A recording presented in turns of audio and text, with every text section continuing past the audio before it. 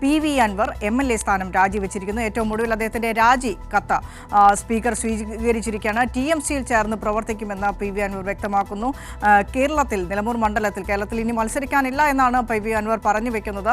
നിലമ്പൂർ മണ്ഡലത്തിൽ ഉപതെരഞ്ഞെടുപ്പ് വരുമ്പോൾ UDF-നെ പിന്തുണയ്ക്കും. VS ജോയിയെ DCC പ്രസിഡന്റായ VS ജോയിയെ സ്ഥാനാർത്ഥിയായി നിർത്തിയാൽ പിന്തുണയ്ക്കുമെന്നാണ് അൻവർ പറഞ്ഞു വെച്ചത്. KT സ്വാലിഹ് ഉണ്ട്.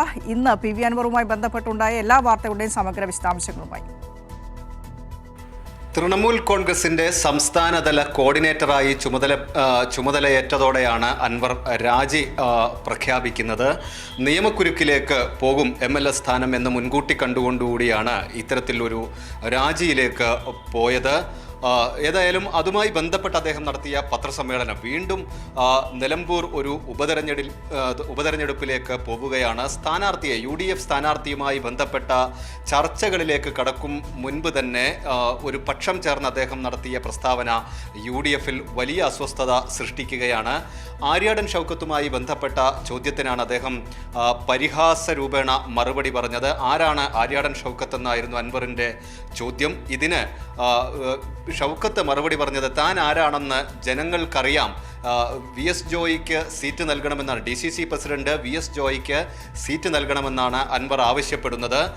എന്നാൽ VS ജോയിയും അതോടൊപ്പം തന്നെ ഷൗക്കത്തും തമ്മിൽ നിലവിൽ തർക്കങ്ങളൊന്നും തന്നെ ഇല്ല, പാർട്ടിയാണത് തീരുമാനിക്കേണ്ടത് എന്ന നിലപാടാണ് ആര്യാടൻ ഷൗക്കത്ത് ഈ വിഷയത്തിൽ പിന്നീട് പ്രതികരിച്ചത്. പക്ഷേ ഇത് UDF നേതാക്കൾക്കിടയിൽ വലിയ അസ്വസ്ഥത സൃഷ്ടിച്ചിട്ടുണ്ട്. പ്രത്യേകിച്ച് മുസ്ലിം ലീഗ് എല്ലാം അത് കോൺഗ്രസും UDF-ഉം തീരുമാനിക്കേണ്ട കാര്യമാണ് എന്ന നിലപാടാണ് സ്വീകരിച്ചത്. അതോടൊപ്പം തന്നെ അൻവറിന്റെ UDF പ്രവേശനത്തെ സംബന്ധിച്ചും മുസ്ലിം ലീഗ് പറയുന്നത് അത് ഒറ്റക്കെടുക്കേണ്ട തീരുമാനമല്ല, കൂട്ടായി എടുക്കേണ്ടതാണ്. കൂട്ടായി അക്കാര്യത്തിൽ എടുക്കുന്ന UDF-ന്റെ തീരുമാനത്തിനോടൊപ്പം മുസ്ലിം ലീഗും നിൽക്കും എന്ന വിശദീകരണമാണ് PK കുഞ്ഞാലിക്കുട്ടി ഇതുമായി ബന്ധപ്പെട്ട് നൽകിയത്.